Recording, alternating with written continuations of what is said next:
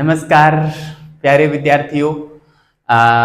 उत्तर वैदिक काल का धार्मिक जीवन हम पढ़ रहे थे और उसमें हमने एक क्लास देख ली थी जिसमें हमने देखा कि किस प्रकार से जो है उत्तर वैदिक काल के जो लोग थे उनके धर्म को लेकर जो उद्देश्य में परिवर्तन आए, वो क्यों आए, वो कैसे आए, क्यों आए, वो हमने देखे। उसके बाद हमने जो है उनकी क्रिया विधि में परिवर्तन आ गए थे, वो हमारा चल रहा था। और उसमें हमने अग्नि के प्रकार देख लिए थे, अग्नि के रूप देख लिए थे, जिसमें हमने दो प्रकार की अग्नि देखी थी, है ना। समार्ताग्नि और स्रोताग्नि देखी थी। स्रोताग्नि के भी दो भाग देखे, हरवी यज्ञ और एक सोम यज्ञ। हरवी यज्ञ में मैंने आपको जो है अग्निहोत्र यज्ञ बताया था और सोम यज्ञ में अग्निष्टोम यज्ञ बताया था। ठीक है विद्यार्थियों, अग्निहोत्र यज्ञ में आप एक चीज़ जरूर ध्यान रखें कि अग्निष्टोम यज्ञ जो है वो 5 दिन तक चलता था और उसमें जो है 11 पशुओं की बलि दी जाती थी। ये बात आप ध्यान रखें, है ना। 11 पशुओं की बलि दी जाती थी और 5 दिन तक वो चलता था और जो है 12 शस्त्रों की उसमें पूजा की जाती थी। ये बात हम उस दिन लिख नहीं पाए थे, आज लिख लेना, ठीक है। बाकी वो हमारा पूरा हो गया था। आगे हम पंच महायज्ञ पढ़ेंगे विद्यार्थियों, और कुछ अन्य यज्ञ पढ़ेंगे, कुछ राजनीतिक यज्ञ पढ़ेंगे, और फिर जो अग्नि का जो रूप है अब वो हमारा पूरा हो जाएगा। फिर हम देवताओं के क्या जो पद स्थान थे उसमें जो परिवर्तन आए वो हम देखेंगे। इसके साथ हमारा धार्मिक जीवन है पूरा हो जाएगा विद्यार्थियों, है ना। तो आइए हम क्लास स्टार्ट करते हैं बिना समय लगाए। और जो विद्यार्थी टेस्ट देने के इच्छुक हैं वो कॉर्नर में जो नंबर दिख रहे हैं उस पर आप व्हाट्सएप करें और कॉल भी कर सकते हैं। और वीडियो के डिस्क्रिप्शन में भी आपको एक व्हाट्सएप ग्रुप का लिंक मिलेगा, वहाँ पे क्लिक करके और आप व्हाट्सएप ग्रुप में सीधे शामिल हो सकते हैं।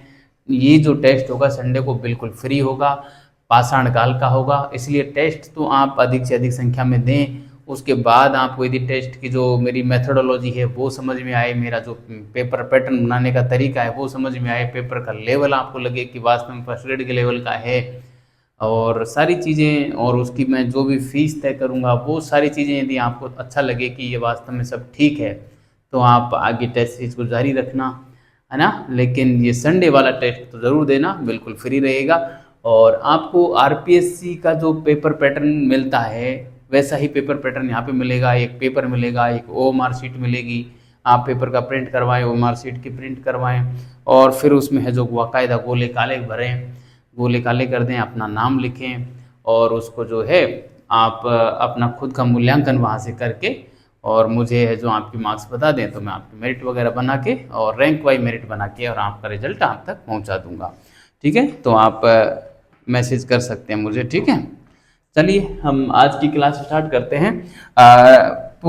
उत्तर वैदिक काल का धार्मिक जीवन विद्यार्थियों हम पढ़ रहे थे। क्या पढ़ रहे थे? हम पढ़ रहे थे उत्तर वैदिक काल, उत्तर वैदिक काल का धार्मिक जीवन, है ना। उत्तर वैदिक काल का धार्मिक जीवन हम पढ़ रहे थे विद्यार्थियों, और इसमें हमने कई पॉइंट देख लिए थे। अग्नि के रूप हम पढ़ रहे थे। क्या पढ़ रहे थे? अग्नि के रूप या अग्नि के प्रकार पढ़ रहे थे, ठीक है। उसमें मैंने आपको 2 प्रकार की अग्नि बता दी थी, जैसा कि मैंने अभी बोल के बताया, फिर से नहीं बताऊंगा। अग्निष्टोम जो यज्ञ था उसमें मैं एक बात लिखाना भूल गया था, वो आप लिख लें विद्यार्थियों। अग्निष्टोम जो यज्ञ था, अग्निष्टोम यज्ञ, उसमें आप ये लिखें कि ये 5 दिन चलता था, 5 दिन तक चलता था, और जो है 11 पशुओं की बलि दी जाती थी, 11 पशुओं की बलि दी जाती थी, और जो है 12 शस्त्रों की पूजा होती थी, 12 शस्त्रों की पूजा होती थी, है ना। ये बात थोड़ी सी का ध्यान रखें, कई बार जो है इस प्रकार के सवाल जो है पूछ लिए जाते हैं, ठीक है विद्यार्थियों, अक्सर पूछ लिए जाते हैं इस प्रकार के सवाल, है ना। तो आप इसे थोड़ा सा ध्यान रखें, ठीक है।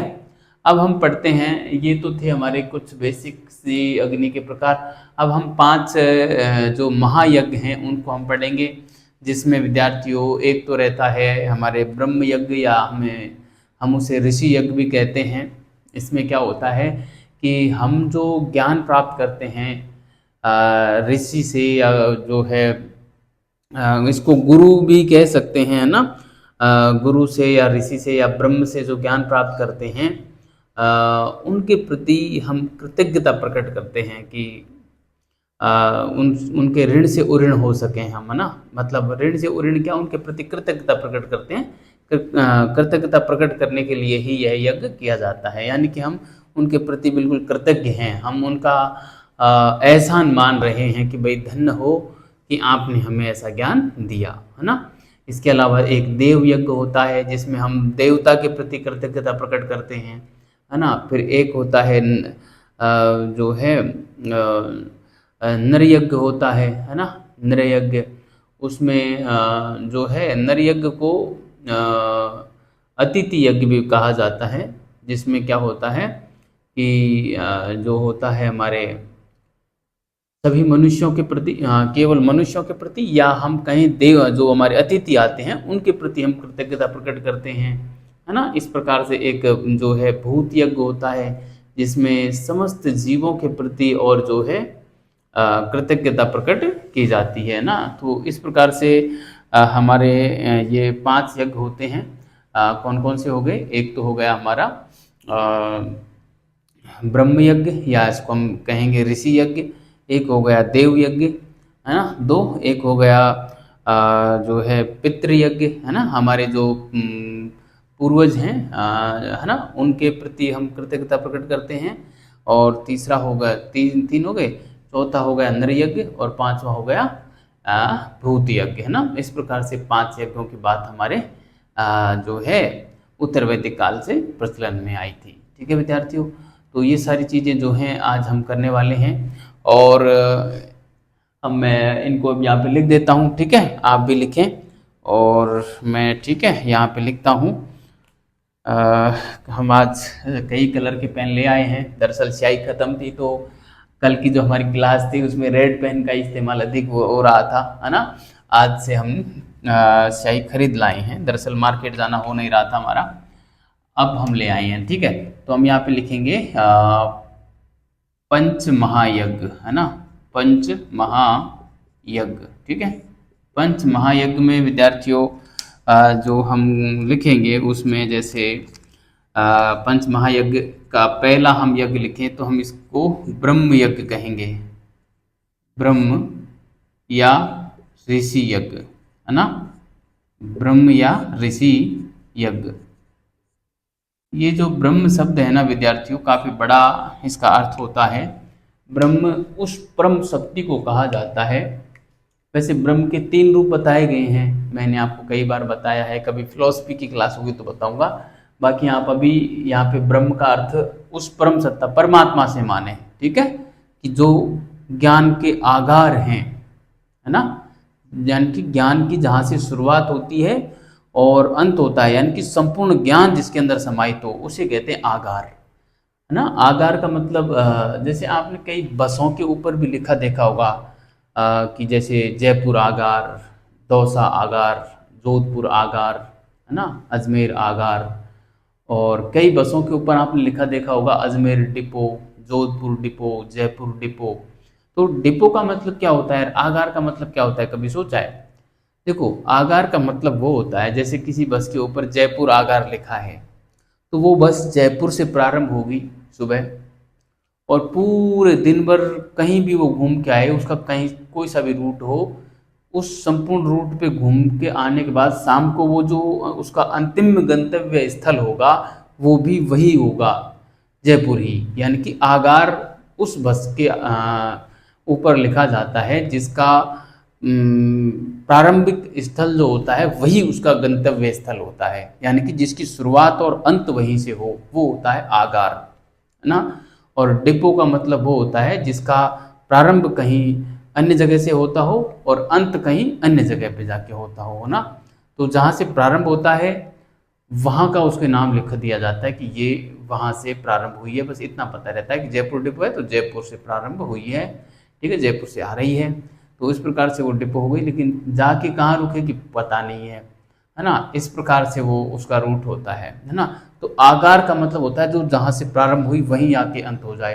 तो उसी प्रकार ज्ञान के आगार माने जाते हैं ब्रह्म को या ऋषि को, क्योंकि ज्ञान की शुरुआत भी इन्हीं से होती है और अंत भी इन्हीं में होता है। अंत का मतलब होता है कि जो ऋषि के पास नहीं है वो किसी के पास नहीं है, जो ऋषि के पास है वो संभव है अन्य के पास भी हो, लेकिन जो ऋषि के पास नहीं है वो किसी के पास नहीं है, या जो ब्रह्म के पास नहीं है वो किसी के पास नहीं है ना। इस प्रकार संपूर्ण ज्ञान का आगार या संपूर्ण ज्ञान के स्रोत माने जाते हैं ऋषि या ब्रह्म। और चूंकि मनुष्य जो है वो या तो ऋषि से या ब्रह्म से ज्ञान प्राप्त करता है ना। इन ऋषि को ही अपना शिक्षक मानता है एक तरीके से।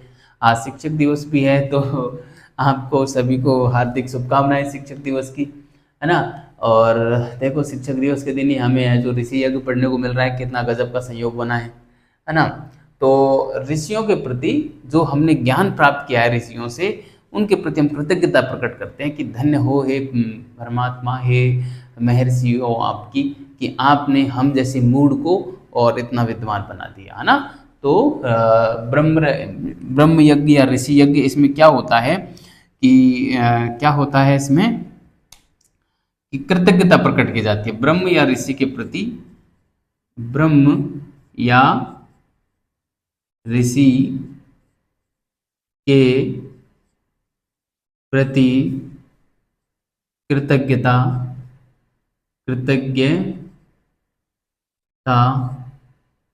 ये देख लेना, कृतज्ञता में कृतज्ञता, है ना, कौन सा अदा आएगा, कृतज्ञता आप देख लेना, है ना। मेरे को एग्जैक्टली शब्द का जो है शुद्ध अर्थ पता नहीं है, इसकी स्पेलिंग पता नहीं है ना। ब्रह्म या ऋषि के प्रति कृतज्ञता प्रकट करने हेतु, प्रकट करने हेतु, है ना। ये यज्ञ क्यों किया जाता है मैंने आपको समझा दिया अच्छे से। दूसरा जो यज्ञ है विद्यार्थियों वो ये है, दूसरे यज्ञ के रूप में मैं बताऊं आपको तो है हमारा देव यज्ञ, है ना, देव यज्ञ, है ना, देव यज्ञ, ठीक है। देव यज्ञ तो हो गया। वैसे देव यज्ञ जो है इसमें देवताओं के प्रति कृतज्ञता व्यक्त की जाती है ना। देवताओं के प्रति, देवताओं के प्रति सॉरी देवताओं देवताओं के प्रति कृतज्ञता प्रकट करना, प्रकट करने हेतु, देवताओं के प्रति कृतज्ञता प्रकट करने हेतु, ठीक है। संभवतः ये भी ठीक लग रहा है, बाकी आप देख लेना, जो भी शुद्ध हो आप लिख लेना, अपने स्तर पर लिखना जरूर, देखना जरूर है ये ना कृतज्ञता। तीसरा मैं यहाँ पे लिखना चाहूँ तो ब्रह्म यज्ञ देव यज्ञ हो गया, एक हो जाएगा पितृयज्ञ। पितृयज्ञ में क्या होता है कि हम हमारे पूर्वजों के प्रति कृतज्ञता प्रकट करते हैं ना, हमारे पूर्वजों के प्रति, हमारे पूर्वजों के प्रति कृतज्ञता प्रकट करने हेतु, हमारे पूर्वजों के प्रति कृतज्ञता प्रकट करने हेतु, है ना। ये काम हो गया ये, ठीक है। इसके अलावा मैं बात करूं तो हमारा चौथा जो हो जाएगा वो हो जाएगा नृ यज्ञ, है ना, नृ यज्ञ, ठीक है विद्यार्थियों। नृ यज्ञ को अतिथि यज्ञ भी कहा जाता है, ये आप थोड़ा सा ध्यान रखें, अतिथि यज्ञ भी कहा जाता है ना। नृ यज्ञ को अतिथि यज्ञ भी कहा जाता है। अतिथि यानी कि जिसके आने की कोई तिथि निश्चित नहीं हो वो होता है अतिथि, है ना। हम यदि किसी को फ़ोन करके स्पेशली बुलाएं कि भाई आज आ जाना या उस दिन आ जाना, या शादी विवाह में हम सबको निमंत्रण देते हैं, तब जो हमारे घर आते हैं ना वो अतिथि नहीं होते, वो तो हमने बुलाए हैं भाई, है ना। अतिथि वो होता है जिसके आने की तिथि कोई निश्चित नहीं हो, है ना। तो इसमें क्या होता है, मनुष्यों के प्रति या अतिथियों के प्रति कृतज्ञता प्रकट करने हेतु। मैं दोनों बात लिख देता हूँ, मनुष्य व अतिथि के प्रति, अतिथि के प्रति कृतज्ञता, कृतज्ञता प्रकट करने हेतु, है ना। मनुष्य व अतिथि के प्रति कृतज्ञता प्रकट करने हेतु, है ना। एक बात हो गई ये। और चौथा पॉइंट मैं यहाँ पे लिखूंगा, सॉरी पांचवा, वो है हमारा भूत यज्ञ, है ना। भूत यज्ञ, भूत यज्ञ जो होता है वो होता है विद्यार्थियों समस्त जीवों के प्रति कृतज्ञता प्रकट करने के लिए भूत यज्ञ जो है किया जाता है। इसे जो है बलि विश्वदेव यज्ञ भी कहा जाता है ना। मैं यहाँ पे लिखना चाहूँगा, इसे इसे जो है बलि विश्वदेव यज्ञ भी कहा जाता है। इसे बलि विश्वदेव यज्ञ, इसे बलि विश्वदेव यज्ञ भी कहा जाता है, ठीक है। और क्यों किया जाता है ये, इस समस्त जीवों के प्रति, समस्त जीवों के प्रति कृतज्ञता, कृतज्ञता प्रकट करने हेतु, है ना। समस्त जीवों के प्रति कृतज्ञता प्रकट करने हेतु जो है भूत यज्ञ किया जाता है, जिसे बलि विश्वदेव यज्ञ भी कहा जाता है। विद्यार्थियों काफ़ी इंपॉर्टेंट बात है, आप जो है अतिथि यज्ञ को आप विशेष रूप से ध्यान रखना, ऋषि यज्ञ और अतिथि यज्ञ को, ठीक है। क्योंकि यहाँ पे हम कई बार कंफ्यूज हो जाते हैं, ब्रह्म यज्ञ ऋषि यज्ञ इस प्रकार से आ जाता है तो फिर हमको थोड़ा सा कंफ्यूजन हो जाता है कि यार ये ब्रह्म यज्ञ कौन सा आ गया ना। बे आधा बे है, रे पूरा है आधा है, मैं पूरा है ना, इस प्रकार से ब्रह्म लिखा जाता है, ठीक है। तो ये हो गया है ना। इसके अलावा 3 ऋणों की बात भी मैं यहाँ पे कर लेता हूँ। तीन जो ऋण होते हैं उनकी भी बात हम यहाँ पे कर लेते हैं साथ में ही। 3 ऋणों में जो आते हैं हमारे, उसमें एक तो आता है ब्रह्म ऋण, है ना, जिसको वही ऋषि ऋण भी कहते हैं, और जो दूसरा आता है वो आता है देव ऋण, और तीसरा आता है पितृ ऋण, है ना। 3 ऋणों की बात भी हम कर लेते हैं, ठीक है। 3 ऋणों में देखो मैं यहाँ पे लिखना चाहूँगा, पहला ऋण तो जो है वो है हमारा ब्रह्म ऋण, ठीक है, ब्रह्म ऋण, है ना। ब्रह्म ऋण, या हम इसको ऋषि ऋण भी कह सकते हैं, ऋषि ऋण, ठीक है। क्योंकि ब्रह्म से या ऋषि से जो हमने ज्ञान प्राप्त किया वो ऋण हमारा कब उतरेगा, वो हमारा तब उतरेगा कि हम उनके द्वारा दिए गए ज्ञान का विशेष अध्ययन करें, अध्ययन और फिर अध्यापन भी करें, है ना। यानी कि ऋषियों से जो ज्ञान प्राप्त किया उस ज्ञान को हम पूरा ग्रहण करें और उस ज्ञान का हम डिलीवर भी करें, है ना, अन्य लोगों के पास भी भेजें ताकि उनको भी ज्ञान प्राप्त हो जाए। तो हम जो है ब्रह्म ऋण या ऋषि ऋण से उऋण हो जाएंगे, है ना।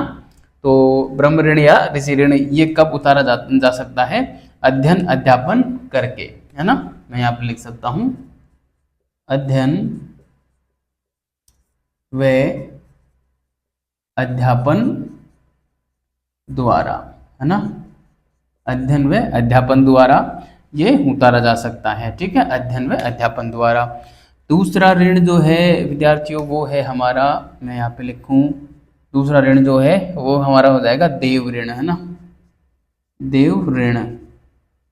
देव ऋण जो है ये उतरेगा हमारा किससे, कहते हैं कि यज्ञ आदि करने से, है ना, धार्मिक काम, है ना, यज्ञ आदि करने से, है ना, यज्ञ आदि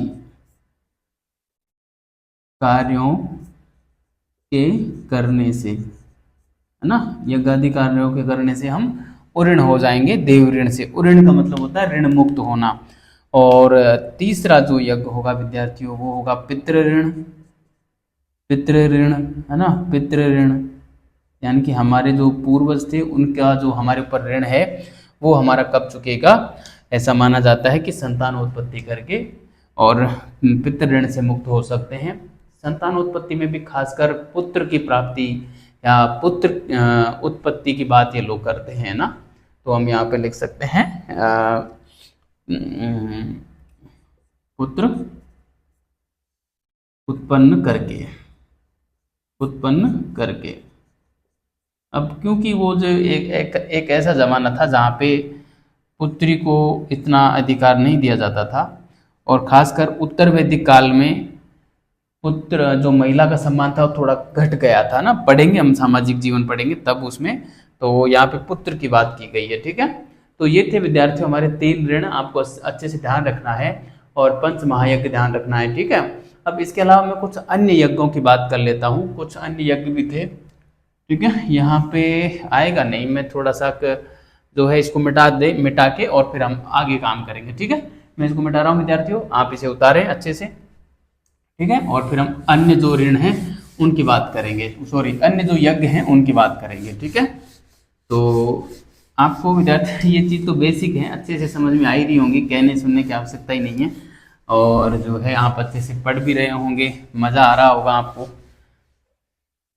ठीक है। तो हम पढ़ेंगे यहाँ पे कुछ अन्य यज्ञ, है ना, कुछ अन्य यज्ञ। ये जो अन्य यज्ञ हैं विद्यार्थियों, इनको मोस्ट लगा देना, इम्पोर्टेंट लगा देना। सवाल जो हमारे आजकल आएगा ना कंपटीशन एग्जाम में, वो यहाँ से आने की प्रबल संभावना है, मुझे लगता है। अब मैं 2-3 यज्ञों के नाम लिखूंगा, वहाँ से सवाल आ सकता है, ये मेरा अनुमान है ना। तो देखो हम यहाँ पे लिखेंगे, जैसे सबसे पहले मैं एक यज्ञ की बात करूँ तो एक यज्ञ है करिरिष्ट यज्ञ, है ना, करिरिष्ट यज्ञ।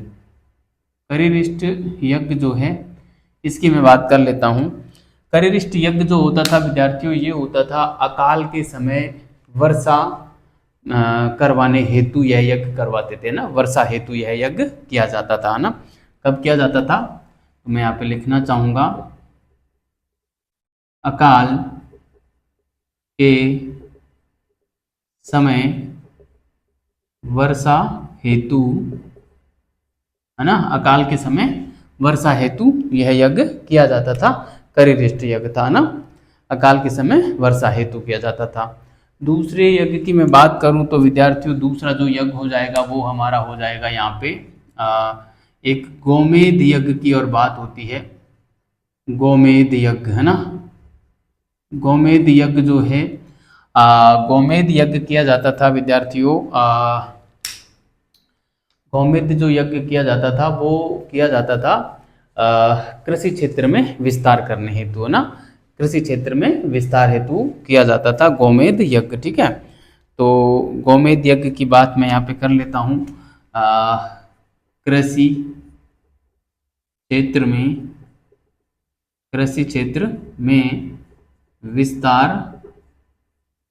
करने हेतु, कृषि क्षेत्र में विस्तार करने हेतु गोमेध यज्ञ किया जाता था। इसके अलावा मैं बात करूं विद्यार्थियों यहाँ पे एक और यज्ञ की, तीसरे नंबर पे मैं लिखना चाहूँ यहाँ पे, तो यहाँ पे हम लिख सकते हैं चांद्रायन, है ना, चांद्रयन, है ना, चांद्रयन यज्ञ। चांद्रयन यज्ञ जो होता था विद्यार्थियों, ये होता था चांद्रयन यज्ञ जो होता था, जैसे सपिंड विवाह जो होता है ना, सपिंड विवाह, उसके पाप से मुक्ति हेतु यह किया जाता था, है ना। सपिंड विवाह में क्या होता है, जैसे कोई भी व्यक्ति अपनी माँ के कोई 3 पीढ़ियों में ही विवाह कर ले, या अपने पिता पक्ष की ओर से 5 पीढ़ियों में ही विवाह कर ले, तो उसे सैपिंड विवाह माना जाता है। जैसे कोई अपने चाचा की लड़के से या लड़की से कोई विवाह कर ले, तो पिता के अभी पीढ़ी का ही है वो, है ना, या अपने चाचा के पोते से भी कोई विवाह कर ले तो वो भी पीढ़ी का ही माना जाएगा, वो सैपिंड विवाह होगा, है ना। ऐसे यदि अपनी खास मौसी के लड़कों लड़की से विवाह कर लें हम, है ना, अपनी जो है मौसी की जो बेटी होती है उससे विवाह कर लें, या बेटी की बेटी भी तीसरी पीढ़ी में मानी जाएगी ना, तो आप देख लेना कौन सी पीढ़ी में मानी जाएगी। इस प्रकार से माँ के पक्ष की ओर से 3 पीढ़ी और पिता पक्ष की ओर से 5 पीढ़ियों के अंदर अंदर यदि कोई विवाह करता है तो उसे पिंड विवाह माना जाता है। उस विवाह के पाप से बचने के लिए चांद्रायन यज्ञ किया जाता था, है ना। तो यहाँ पे मैं लिखना चाहूंगा सेपिंड विवाह, से पिंड विवाह के पाप से रहित होने हेतु,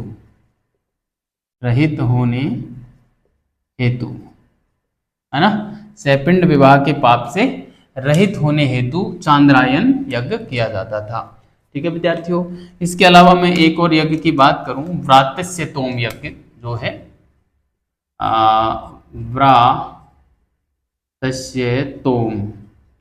व्रातस्य तोम यज्ञ, है ना। व्रातस्य तोम यज्ञ जो है वो किया जाता था, व्रातस्य तोम यज्ञ अनार्य को आर्य बनाने हेतु, है ना, अनार्य को आर्य बनाने हेतु, अनार्य को आर्य बनाने हेतु, है ना, अनार्य को आर्य बनाने हेतु जो है व्रातस्य तोम यज्ञ किया जाता था। ठीक है, और एक और विवाह की मैं विवाह क्या, एक और यज्ञ की मैं बात कर लूं तो वो है राजयज्ञ, है ना। राजयज्ञ जो किया जाता था विद्यार्थियों, राजयज्ञ जो होता था वो होता था कि एक पद से हटा दिए गए राजा को फिर से राजा बनाने हेतु, है ना, पदच्युत राजा को फिर से जो है पदासीन करने के लिए यह यज्ञ किया जाता था ना। तो मैं यहाँ पे लिखना चाहूंगा राजा को, पदच्युत राजा को, पदच्युत राजा को पुनः सिंहासनासीन हेतु, है ना, पुनः सिंहासनासीन करने हेतु। ठीक है, तो ये बात थी विद्यार्थियों।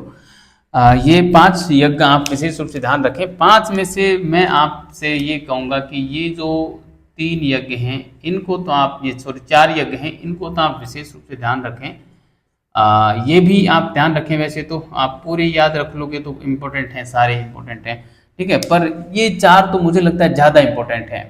ठीक है, व्रातस्तोम, करिरिष्ट तो मुझे लगता है आएंगे, यहाँ से एक सवाल बन सकता है। ठीक है, आप इसे ध्यान रखें। अब मैं बात करता हूँ, कुछ राजनीतिक यज्ञ भी इस जमाने में हो रहे थे, है ना।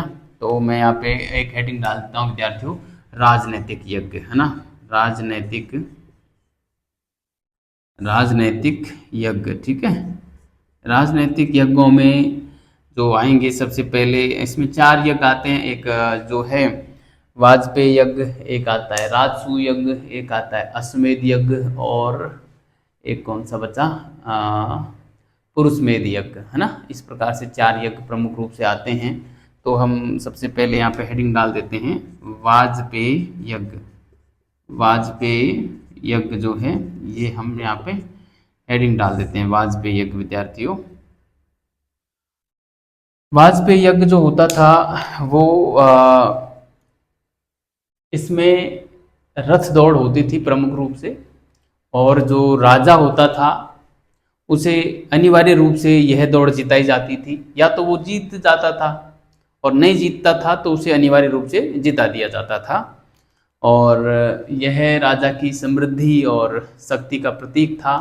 और इसमें जो है पृथ्वी व उर्वरता की पूजा, यहाँ पे पृथ्वी व प्रजनन की पूजा या पृथ्वी व उर्वरता की पूजा जो है यहाँ पर की जाती थी, है ना। ये बात इसमें हम लिखेंगे वाजपेयी यज्ञ में विद्यार्थियों। तो क्या होता था इसमें, एक तो रथ दौड़ होती थी, रथ दौड़ क्या, घुड़दौड़ होती थी, है ना, रथ दौड़ थी या घुड़दौड़ थी, देखना पड़ेगा, कंफ्यूजन हो गई। रथ दौड़ ही लिखते हैं अभी, मैं घुड़दौड़ का तो मैंने ऐसा रथ दौड़ होती थी, ठीक है, रथ दौड़ होती थी। यदि रथ दौड़ नहीं होगी तो घुड़दौड़ होगी, तो मैं कल करवा दूंगा, वरना रथ दौड़ ही थी, है ना, आप ध्यान रखना, ठीक है। रथ दौड़ होती थी, रथ दौड़ होती थी, जिसमें जिसमें अ, राजा को राजा को अनिवार्य रूप से राजा को अनिवार्य रूप राजा को अनिवार्य रूप से जिताया जाता था, जिताया सॉरी राजा को अनिवार्य रूप से जिताया जाता था,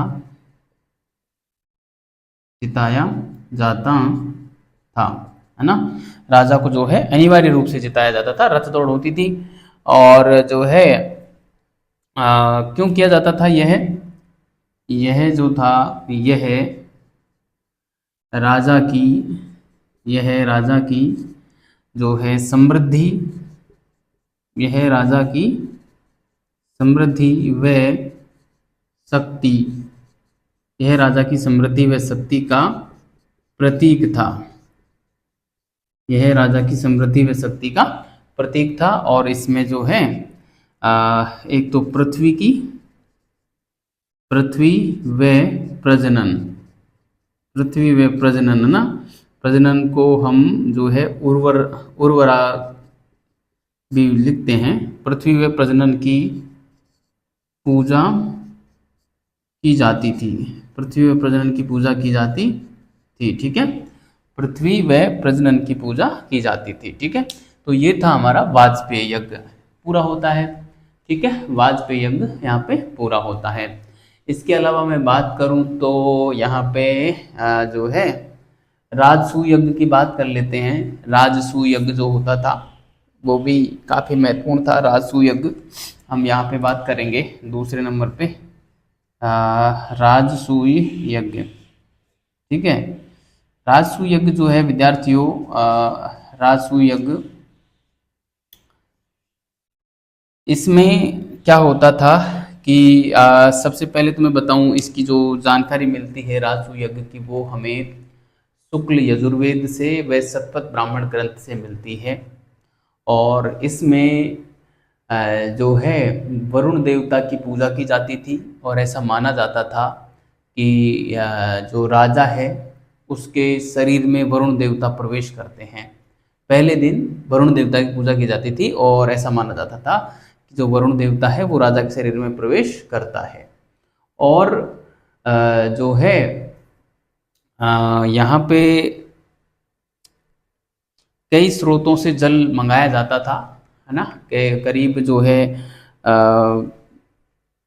कहते हैं कि जो सरस्वती नदी का जो पानी था वो सबसे पहले यहाँ पे चढ़ाया जाता था, और 12 स्रोतों का जल यहाँ पे मंगाया जाता था, ना, 12 स्रोतों का जल जो है यहाँ पे मंगाया जाता था। और इसमें सरस्वती नदी का जल पहले चढ़ाया जाता था, उसके बाद फिर जो है रुद्र की पूजा यहाँ पे करते थे, वरुण के बाद रुद्र की पूजा करते थे, है ना। और जो राजा था वो अपने रत्निन जो होते थे, है ना, रत्निन मैंने आपको पढ़ाया पहले, 12 रत्निनों की, 12 जो रत्निन थे उनकी बात मैंने की है।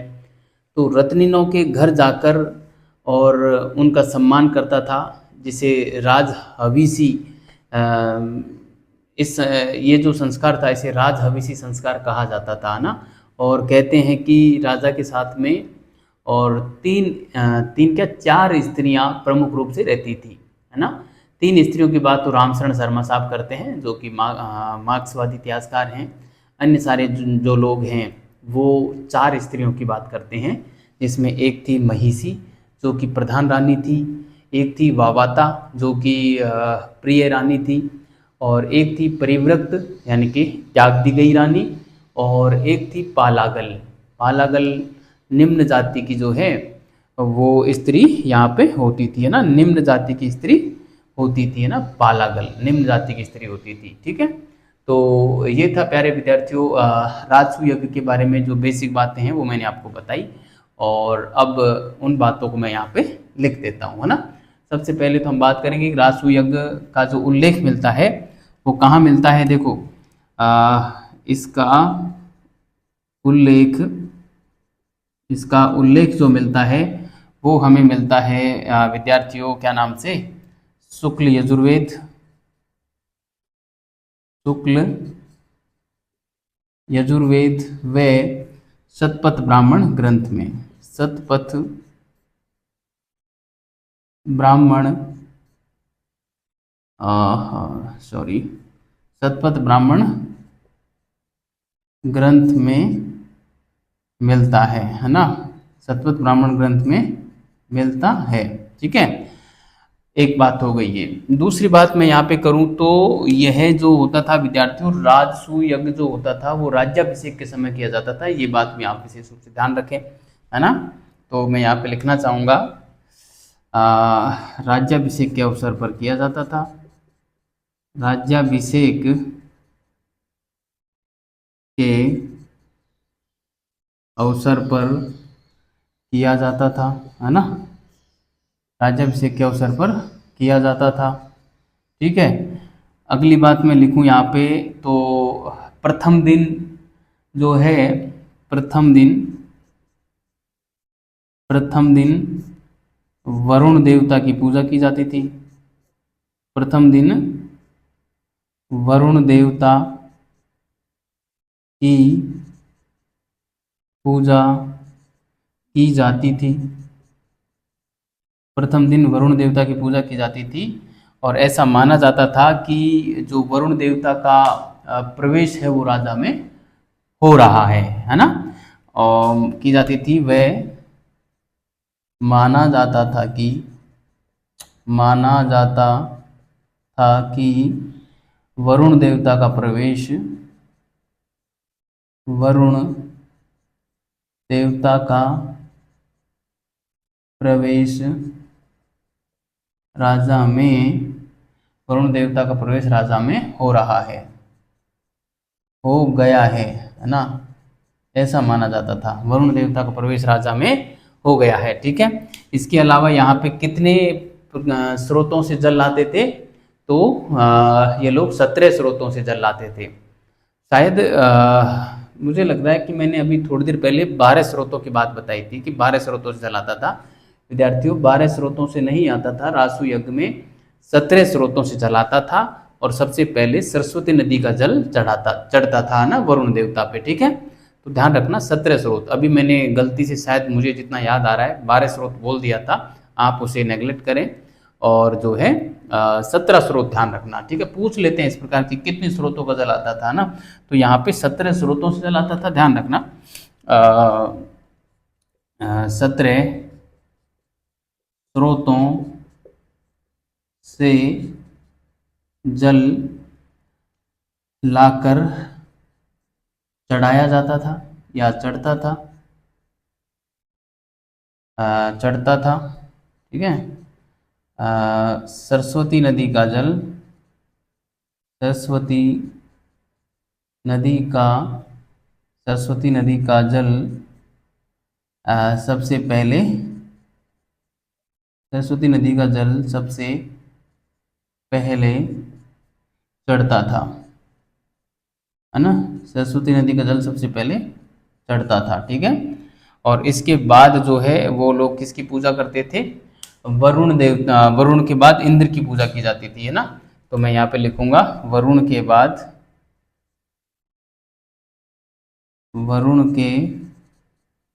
बाद इंद्र नहीं, सॉरी, रुद्र की पूजा की जाती थी।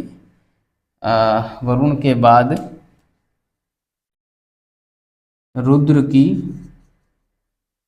पूजा की जाती थी। ठीक है, वरुण के बाद जो है रुद्र की पूजा की जाती थी विद्यार्थियों। ठीक है, तो ये थी इसके बारे में प्रमुख बातें, है ना। और ये जो था मतलब अब राजा जो है, इसके बाद राजा जो है वो रत्निनों के घर जाता था, है ना। अब रत्निन बहुत सारे होते थे, वहाँ पे जो है खाना वाना खाने का काम और ऐसे, मतलब ये साल भर तक चलता था पूरा यज्ञ ना, 1 साल भर तक चलता था।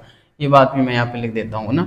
अब रत्निनों के घर जाता था, वो वाली बात हम जो है हम लिखेंगे, जगह हमारी पूरी हो गई। चलो आप इसे उतारें विद्यार्थियों, फिर हम जो है अगली स्लाइड पे लिखते हैं। ठीक है, आप इसका स्क्रीनशॉट ले लें। हाँ, आपने ले लिया होगा, मैं इसे मिटा रहा हूँ। ठीक है, मैं इसे मिटा रहा हूँ। तो अब देखो, रत्नीनों के घर जाता था और वहाँ पे जो है इसके साथ में 4 स्त्रियां अनिवार्य रूप से होती थी। रामचरण शर्मा साहब के अनुसार 3 ही होती थी, है ना। ये बात भी हम यहाँ पे लिखेंगे। तो देखिए क्या लिखेंगे हम। अ, एक बात तो हम ये लिखेंगे कि राजा राजा रत्नीनों के घर जाता था।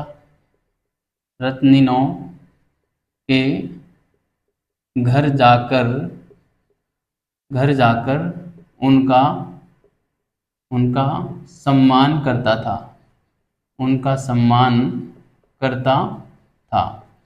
उनका सम्मान तो वैसे ही हो गया, क्योंकि जिसके घर उस देश का मालिक पधारा हो, राजा पधारा हो, है ना, राजा आया हो, तो उस घर का कितना मान और सम्मान होगा, ये अंदाज़ा आप स्वयं लगा सकते हैं।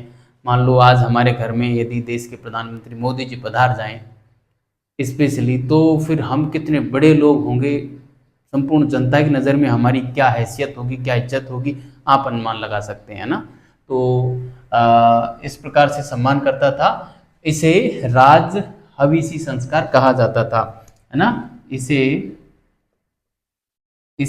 राज हवीसी संस्कार, ये है ही है ना, मैं थोड़ा सा ठीक है, राज हवीसी संस्कार कहा जाता था, है ना। इसे राज हवीसी संस्कार कहा जाता था।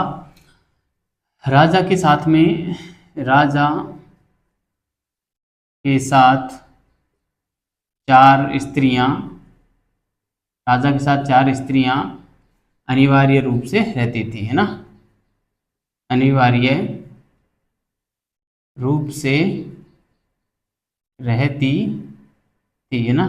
कौन कौन सी 4 स्त्रियां रहती थी? एक तो रहती थी जो है, मैं यहाँ पे लिखूंगा महिषी, है ना। एक तो रहती थी महिषी। क्या थी महिषी? प्रधान रानी, है ना। महिषी कौन होती थी? प्रधान रानी होती थी। दूसरा नंबर पे मैं लिखूंगा वावाता। वावाता जो होती थी वो प्रिय रानी होती थी, है ना। प्रधान अलग है, प्रिय रानी अलग है। कमाल के लोग थे ना, कमाल के लोग थे। उस जमाने में एक पुरुष के जितनी अधिक पत्नियां होती थी वो उतना ही समृद्धशाली माना जाता था। बड़ा कमाल का युग था। और स्त्रियां भी जो है, और ये चाहती थी कि उसके पति के बहुत सारी पत्नियां हो, ऐसा किताबों में लिखा मिलता है। व्यवहार में क्या था ये तो उस ज़माने की महिलाएं बता सकती हैं, क्योंकि आप समझ सकते हैं कि एक महिला क्या ऐसा चाह सकती है कि उसके हस्बैंड के अन्य कोई हो। तो ज़माने का दस्तूर है, उस ज़माने का तकाजा था, ऐसा हमें पढ़ाया जा रहा है। क्या वास्तव में व्यवहार में ऐसा था या केवल सिद्धांत में पढ़ाया जा रहा है? देखो, व्यवहार और सिद्धांत में काफ़ी, मुझे तो लगता है काफ़ी अंतर है। ऐसा पढ़ाया भले ही जा रहा है कि एक पुरुष की जितनी पत्नियां होंगी वो उतना ही समृद्धशाली माना जाएगा। तो ऐसा मानकर, और महिलाएं भी ये कामना करती हूँ कि उसका पति जो है अन्य और महिलाओं से विवाह करे, मुझे नहीं लगता, लेकिन किताबों में पढ़ाया जाता है तो हमें पढ़ना पड़ेगा। राजमहिषी वावाता। तीसरे नंबर पे मैं लिखना चाहूंगा परिव्रक्त। परिव्रक्त परिव्रक्त होती थी त्याग दी जाने वाली, त्याग दी जाने वाली पत्नी, है ना, त्याग दी जाने वाली पत्नी। और चौथे नंबर पे पत्नी क्या? रानी होता है। राजा की तो रानी होगी, पत्नी तो आम आदमी की होती है, पर मैंने लिख दिया, आप इसे रानी लिख लेना। इसके अलावा एक पालागल और होती थी, पालागल, है ना। पालागल होती थी निम्न जाति की रानी, है ना, निम्न जाति की रानी। चलो मैं भी इसको पत्नी की जगह रानी कर लेता हूँ, रानी, ठीक है। ऐसे पत्नी लिखा है, त्याग दी तो फिर वो सामान्य हो गई, वो पत्नी कहलाएगी। वैसे भी पत्नी होता तो भी ठीक होता, इससे कोई बहुत बड़ा रोल नहीं है। तो ये बात हो गई विद्यार्थियों राजसूय यज्ञ की। और इसमें रामचरण शर्मा जी का मत मैं जरूर लिखना चाहूँगा। रामशरण शर्मा जी के अनुसार 3 ही स्त्रियां राजा के साथ रहती थी, लेकिन अन्य जो लोग हैं वो कहते हैं कि 4 रहती थी, है ना। यहाँ पे लिख सकते हैं हम कि R.S. शर्मा, इसको राम शरण शर्मा साहब को हम R.S. शर्मा कहते हैं, राम शरण, है ना, राम शरण शर्मा जी के अनुसार रामशरण शर्मा जी के अनुसार राजा के साथ 3 स्त्रियां रहती थी। अन्य विद्वानों के अनुसार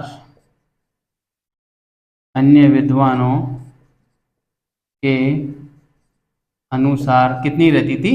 अन्य विद्वानों के अनुसार 4 स्त्रियां रहती थी, 4 स्त्रियां रहती थी, है ना। अन्य विद्वानों के अनुसार 4 स्त्रियां ही रहती थी। ठीक है विद्यार्थियों, तो ये था हमारा राजसूय यज्ञ, वो भी यहाँ पे पूरा हो जाता है। अब हम बात कर लेते हैं अश्वमेध यज्ञ की, काफी महत्वपूर्ण यज्ञ है। तीसरे नंबर पे हम बात कर लेते हैं अश्वमेध यज्ञ की। ठीक है, अश्वमेध यज्ञ, इसके बारे में तो आप सभी जानते ही होंगे। अश्वमेध यज्ञ क्या होता था? ये एक ऐसा यज्ञ था जो ये भी साल भर चलता था और हजारों पशुओं की बलि दी जाती थी। अंत में इसमें एक जो घोड़ा है वो छोड़ा जाता था, और घोड़ा जिस क्षेत्र में होकर घूम के आएगा वो क्षेत्र उस राजा का होगा जिसने वो यज्ञ किया है, जिसने वो घोड़ा छोड़ा है। इस प्रकार से यह यज्ञ राजा की जो सार्वभौमिक विजय का प्रतीक था, क्योंकि घोड़ा कोई तय नहीं किधर होके घूमेगा, पूरे विश्व में घूम के आ गया तो पूरा विश्व उसका हो गया, इस प्रकार से माना जाता था। और यदि किसी ने घोड़े को पकड़ लिया तो पकड़ने वाले को उस राजा के साथ जिसने घोड़ा छोड़ा था युद्ध करना पड़ेगा। रामायण में आपने देखा होगा प्रभु श्री राम ने और इस प्रकार का यज्ञ किया था, अपना एक घोड़ा भी छोड़ा था। उस घोड़े को जो है लव और कुश ने पकड़ लिया था और उनके बीच में युद्ध भी हुआ था, आपको याद होगा। एक अश्वमेध यज्ञ की बात हमारे जयपुर के सवाई जयसिंह के द्वारा भी की हुई जानकारी मिलती है कि जयसिंह ने भी अश्वमेध यज्ञ करवाया था और उसने भी घोड़ा छोड़ा था और उसके घोड़े को कुंभाणी जो राजपूत थे उन्होंने पकड़ लिया था, है ना। कुंभाणी शाखा के राजपूत का नाम दीप सिंह कुछ इस प्रकार से नाम मिलता है, उसने शायद इसको पकड़ लिया था।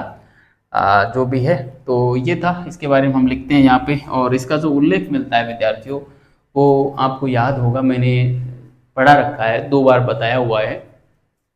एक बार तो मैंने आपको दासराग युद्ध का वर्णन बताया था। दासराग युद्ध क्यों हुआ था उसमें मैंने कारण ये दिया था कि जो भरतजन के राजा सुदास थे उसने अपना जो पुरोहित था वो विश्वामित्र को हटाकर वशिष्ठ को बना दिया था। वो अश्वमेध यज्ञ का ही पुरोहित था, है ना। तो ऋग्वेद के 7वें मंडल में इसका उल्लेख हो गया, एक बात। दूसरी बात ये कि जब आपको पता होगा मैंने उत्तर वैदिक काल में और जनपद पढ़ाए थे, उसमें एक विदेह जनपद पढ़ाया था जिसका राजा जनक था, और जनक ने एक यज्ञ करवाया था और एक टूर्नामेंट करवाया था, एक प्रतियोगिता करवाई थी, शास्त्रार्थ प्रतियोगिता, है ना। तो उस समय जो यज्ञ हुआ था वो यज्ञ भी अश्वमेध यज्ञ था। तो ये दोनों यज्ञों का आप ध्यान रखना, दोनों स्रोतों का आप ध्यान रखना। अश्वमेध यज्ञ के जो स्रोत हैं इसकी जानकारी कहाँ से मिलती है, तो हम यहाँ पे लिखेंगे इसकी जानकारी जो मिलती है विद्यार्थियों वो मिलती है ऋग्वेद के 7वें मंडल। अब आप लोगों से मेरा ये सवाल रहेगा, सभी से रहेगा, देखो अंशु और किरण 2 ही स्टूडेंट ऐसे हैं जो मेरे सवाल का जवाब देते हैं, अन्य लोग नहीं दे रहे हैं। अन्य लोगों से भी मेरी रिक्वेस्ट रहेगी कि वो भी अपने सवाल का जवाब दें, ठीक है। रमेश जी आप भी दें, जो विनय नाम से, जो वीनू मीना के नाम से जो कमेंट आता है वो भी दें। सवाल ये रहेगा कि जो ऋग्वेद के जो 7वां मंडल है उसमें जो कौन कौन से सूक्त हैं जिससे हमें ये जानकारी मिलती है, मैंने आपको बताया है ना, ठीक है। और भी जो लोग मेरे से व्यक्तिगत रूप से जुड़े हुए हैं, नीतू है, वो भी दें, उनसे तो विशेष रूप से है, वो अपने उंगलियों को जोर कभी नहीं आने देते, है ना। बस एकदम ऐसे फॉरवर्ड करते रहते हैं मैसेज, लेकिन उंगलियों पे जो जोर नहीं आने देते। वो उनसे विशेष रूप से रहेगा कि इसके बारे में बताएं, मेरे इस सवाल का जवाब दें, ठीक है। तो इसकी जानकारी ऋग्वेद के 7वें मंडल व एक हो गया बृहदारण्यक उपनिषद, बृहदारण्यक उपनिषद है ना। आपको पता होगा बृहदारण्यक उपनिषद जिसमें राजा जनक के दरबार में गार्गी और याज्ञवल्क्य के संवाद हुआ था, है ना, वो भी इसी से जानकारी मिलती है। इसकी जानकारी 7वें मंडल व बृहदारण्यक उपनिषद से मिलती है ना। तो ये हो गई बात विद्यार्थियों, इम्पोर्टेंट बात, वेरी इंपॉर्टेंट बात है, इसको आप विशेष रूप से ध्यान रखना, ये 7वां मंडल और बृहदारण्यक उपनिषद को, ठीक है। इसके बारे में और लिखूं तो 1 वर्ष तक चलता था, 1 वर्ष तक चलता था, ठीक है। 1 वर्ष तक चलता था। राजा की दिग्विजय का प्रतीक था, राजा की दिग्विजय या सार्वभौम विजय, राजा की दिग्विजय या सार्वभौम विजय का प्रतीक था, सार्वभौम विजय का प्रतीक था, ठीक है। राजा की दिग्विजय या सार्वभौम विजय का प्रतीक था। और इसमें जो है एक घोड़ा छोड़ा जाता था, है ना, इसमें एक घोड़ा छोड़ा जाता था, है ना। मैं यहाँ पे लिखूंगा, इसमें एक घोड़ा छोड़ा जाता था, है ना। और ये बात नहीं लिखेंगे कि वो जहाँ से घूमेगा वो राज्य इसका हो जाएगा और फिर इसको कोई पकड़ लेगा तो उसके साथ युद्ध करना पड़ेगा, और वो सारी आपको सबको पता है ना, रामायण सबने देखी होगी। इसमें अनेक पशुओं की बलि दी जाती थी, है ना, इसमें अनेक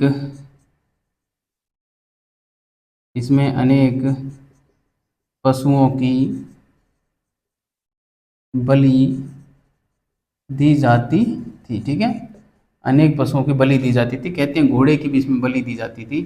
इसके अलावा यहाँ इसमें जो है 21 यूपों का, 21 स्रोतों का जल इसमें चढ़ता था ना, 21 यूपों का जल, 21 यूपों का जल चढ़ाया जाता था, ठीक है। 21 यूपों का जो है जल इसमें चढ़ाया जाता था। तो ये था प्यारे विद्यार्थियों अश्वमेध यज्ञ के बारे में जानकारी। आप जो है मैंने यहाँ पे दी, आप इसे अच्छे से याद रखना। और अश्वमेध यज्ञ के बारे में आप ये ध्यान रखना कि किस किसने अश्वमेध यज्ञ करवाया था संपूर्ण इतिहास में, प्राचीन काल, मध्यकाल, आधुनिक भारत, वो एक आप लिस्ट आप तैयार करना और इसमें चिपका देना, यहाँ पे चिपका देना, यहाँ पे चिपका देना, थोड़ी सी जगह छोड़ना, ठीक है। और जहाँ जहाँ अश्वमेध यज्ञ होने की बात आती है प्राचीन भारत में, हम देखते हैं कई लोग ऐसे कहते हैं कि जो है पुष्यमित्र शुंग ने अश्वमेध यज्ञ करवाया था, है ना। उसके जो एक मंत्री थे अयोध्या के धनदेव, उसके अभिलेख से ऐसी जानकारी मिलती है। कुछ लोग कहते हैं कि समुद्रगुप्त ने भी अश्वमेध यज्ञ करवाया था, है ना। उसकी जानकारी उसके सिक्कों से मिलती है, प्रयाग प्रशस्ति नहीं देती। उसके अलावा और भी है, स्कंदगुप्त का भी नाम संभवतः चलता है, हाँ स्कंदगुप्त का भी चलता है, प्राचीन भारत में ये नाम हो गए, ठीक है। उस प्रकार आप देखें राजस्थान में जो है ईश्वरी सिंह का भी नाम आता है शायद, और सवाई जय सिंह का नाम आता है अनिवार्य रूप से, है ना। तो इस प्रकार से आप देखें कि अश्वमेध यज्ञ किस किसने करवाया था, उसकी लिस्ट आप चिपका दें, ठीक है। गूगल पे सर्च मार लें, आपको मिल जाएगा, और किताबों में मिल जाएगा, आप ढूंढना और जगह छोड़ के रखना, कहने का मतलब इसमें। और जब जब हम मध्यकाल पढ़ेंगे वहाँ पे आएगा कि किसी ने करवाया था तो उसका नाम लिख देंगे, फिर किसी का आएगा तो उसका नाम लिख देंगे, क्योंकि अश्वमेध यज्ञ का जो है कई बार सवाल पूछा जाता है कि निम्न में से कौन शासक हैं जिन्होंने अश्वमेध यज्ञ नहीं करवाया, या जिसने अश्वमेध यज्ञ करवाया, है ना। ऐसा सवाल जो है असिस्टेंट प्रोफेसर नेट जैसे एग्जाम में पूछ लेते हैं। वो ऐसा सवाल होता है कि हर कोई नहीं कर पाता। जो व्यक्ति विश्लेषणात्मक तैयारी करता है ना, जैसे बताओ तीनों कालों को हमको एक जगह लिखना पड़ेगा, प्राचीन काल के भी, मध्यकाल के भी, आधुनिक के भी, है ना। तो इतनी मेहनत तो कोई विशिष्ट व्यक्ति होता है ना, वही करता है। मैं बता रहा हूँ, इसलिए आप जो है इसमें थोड़ी जगह छोड़ के रखना। और हम विशिष्ट तैयारी कर रहे हैं, तभी तो हम जो अन्य लोगों से बेहतर कर पाएंगे, है ना। तो आप जरूर इसमें जगह रखना, ठीक है। अब मैं एक और यज्ञ बच रहा है, पुरुषमेध यज्ञ की बात कर लेता हूँ। थोड़ी सी ज़्यादा मैटर नहीं है, मैं यहाँ पे लिख के और उसको पूरा कर देता हूँ, है ना। चौथे नंबर पे आ जाइए विद्यार्थियों, पुरुषमेध यज्ञ, है ना। पुरुषमेध यज्ञ, पुरुषमेध यज्ञ में क्या होता था, 5 दिन ये चलता था और पुरुष की बलि दी जाती थी। ये बहुत ही निकृष्ट कोटि का यज्ञ है, ठीक है। 5 दिन चलता था, 5 दिन तक चलता था और पुरुष की इसमें जो है बलि दी जाती थी, पुरुष की बलि दी जाती थी, ठीक है। पुरुषमेध यज्ञ जो है 5 दिन चलता था विद्यार्थियों, और इसमें पुरुष की जो है बलि दी जाती थी। ये बात इसकी महत्वपूर्ण है। बताओ, पुरुष की बलि दी जा रही है, ऐसी ये जो इसकी जो जानकारी मिलती है ना, वो शतपथ ब्राह्मण से मिलती है, ठीक है। इसका उल्लेख कहाँ मिलता है, इसका उल्लेख मैं यहाँ पे लिख दूं, इसका उल्लेख शतपथ ब्राह्मण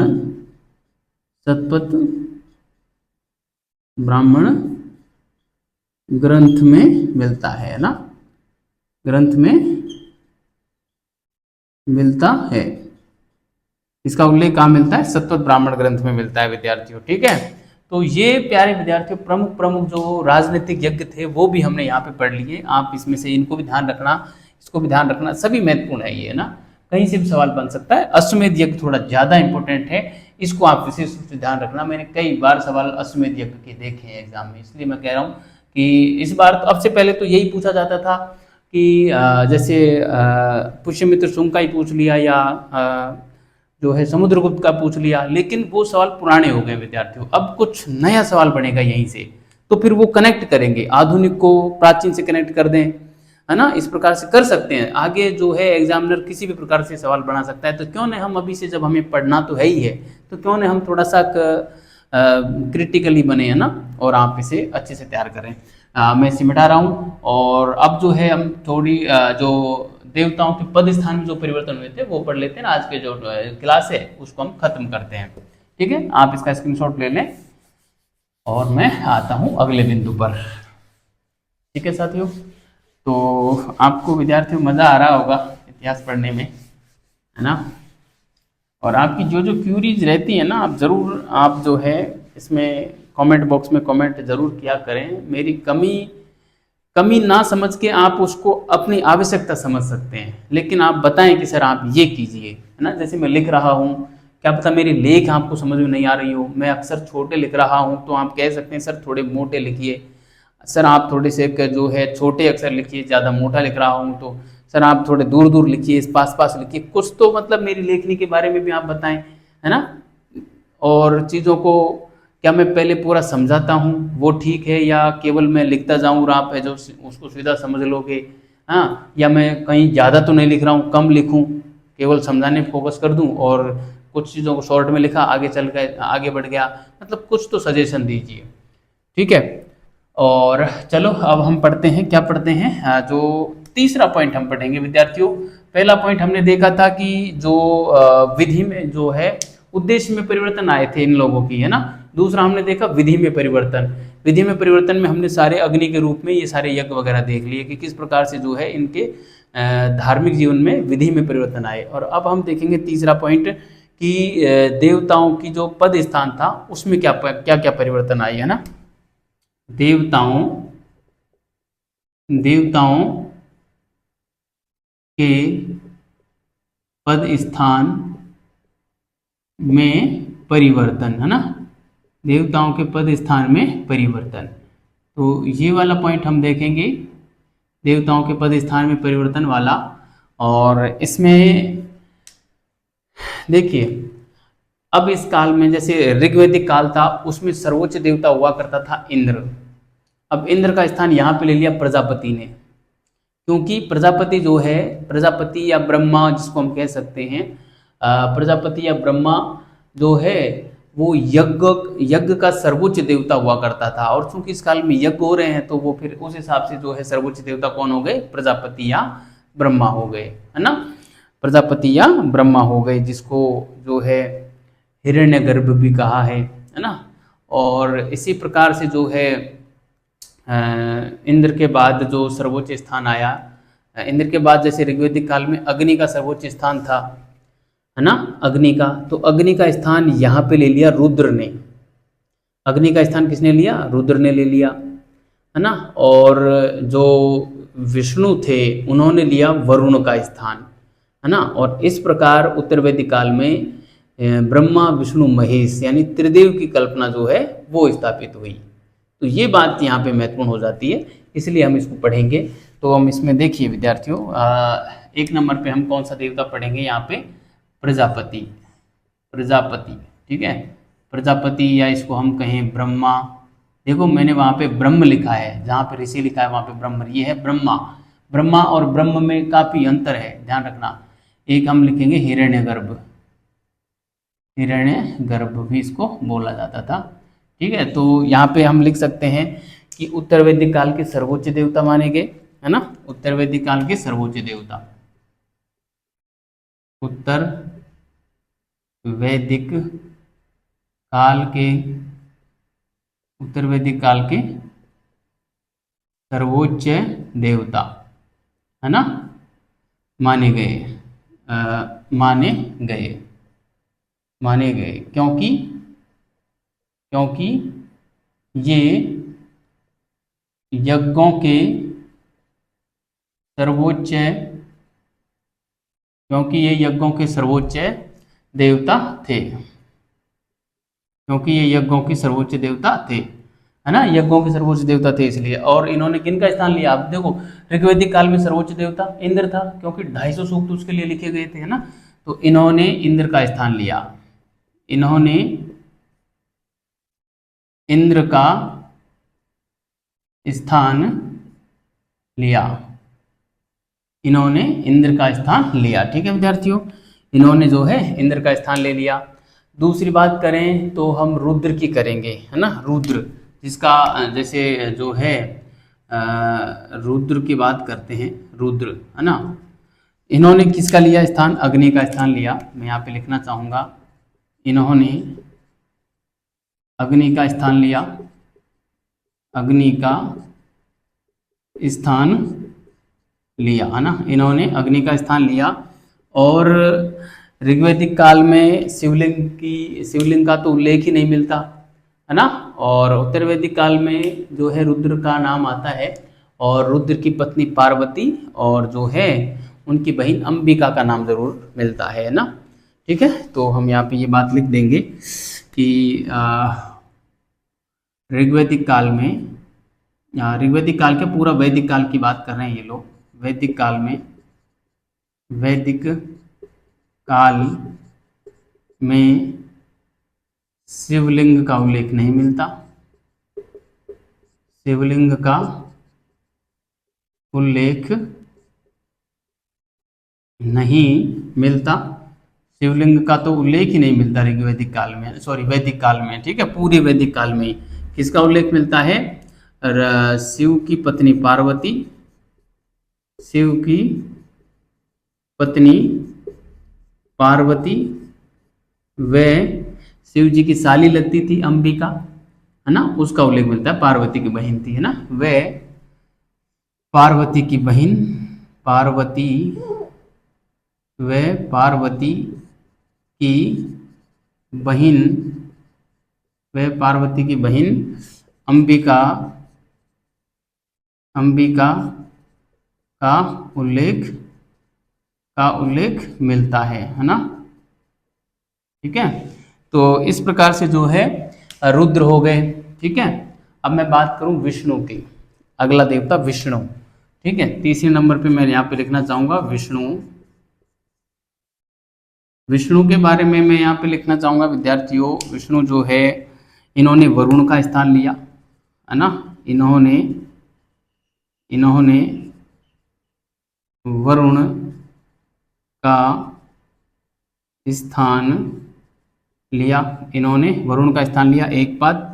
दूसरी बात मैं यहाँ पे लिखना चाहूँगा इनके बारे में कि विष्णु जो थे वो तीनों श्रेणियों के देवता माने गए।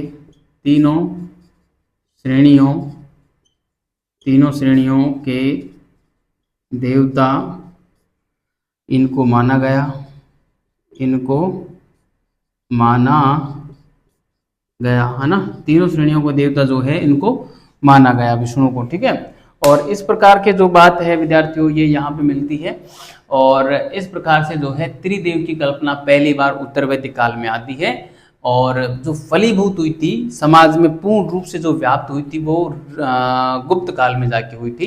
तो ये बात मैं यहाँ पे एक नोट डाल के लिखना चाहूँगा, नोट डाल के आप भी लिखें, नोट डाल सकते हैं आप, ठीक है। इसमें लिखें कि इस प्रकार, या हम सीधे लिख देते हैं, त्रिदेव की कल्पना, त्रिदेव की कल्पना। त्रिदेव में कौन आते हैं? ब्रह्मा विष्णु महेश, है ना, आप ध्यान रख लेना। ब्रह्मा, ये विष्णु, ये महेश, रुद्र यानी महेश शिव, ठीक है। त्रिदेव की कल्पना पहली बार त्रिदेव की कल्पना पहली बार उत्तर वैदिक काल में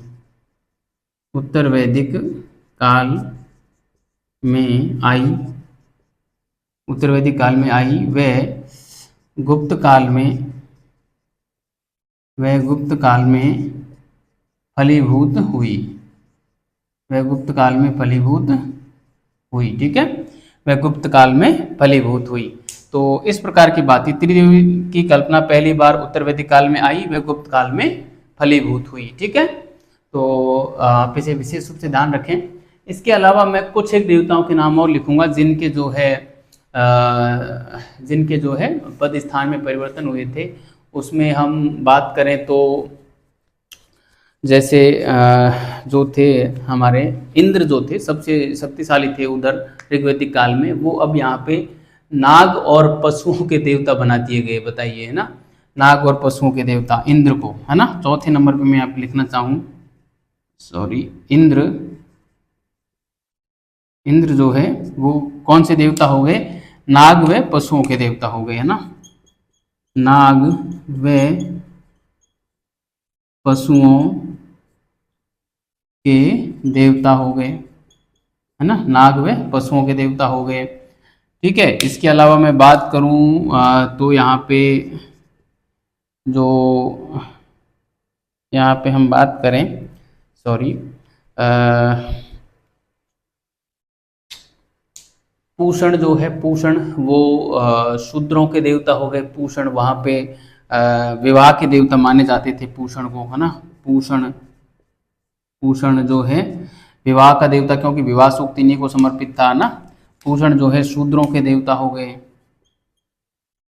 शूद्रों के देवता हो गए पूषण, ठीक है। इसी प्रकार हम बात करें तो यहाँ पे एक और बात कर लेते हैं हम सविता की, सावित्र जो है इनकी हम बात करें तो सावित्र जो हैं ये भवन निर्माण के देवता हो गए, है ना। भवन निर्माण के देवता हो गए, ठीक है। भवन निर्माण के देवता हो गए, है ना। भवन निर्माण के देवता हो गए, ठीक है। सावित्र जो है भवन निर्माण के देवता हो गए। इसी प्रकार हम बात करें अश्विन की, जो कि उधर चिकित्सा के देवता थे, है ना, जिन्होंने कईयों की बीमारी ठीक की थी, प्रजनन के देवता माना जाता था। तो यहाँ पे कृषि के देवता हो गए अश्विन जो है ना। अश्विन जो है कृषि के देवता हो गए। अश्विन जो है, इसी पेन से लिख देता हूँ, कृषि के देवता हो गए, ठीक है। अश्विन जो है कृषि के देवता हो गए। और जो ऊषा व अदिति थी, मैं यहाँ पे 8 नंबर पे लिखना चाहूँगा, यहाँ पे ऊषा व अदिति का स्थान, ऊषा व अदिति का स्थान अप्सराओं व गंधर्वों ने ले लिया। अप्सराओं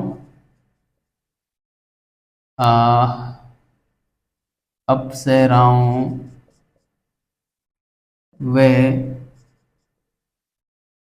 गंधर्वों ने ले लिया।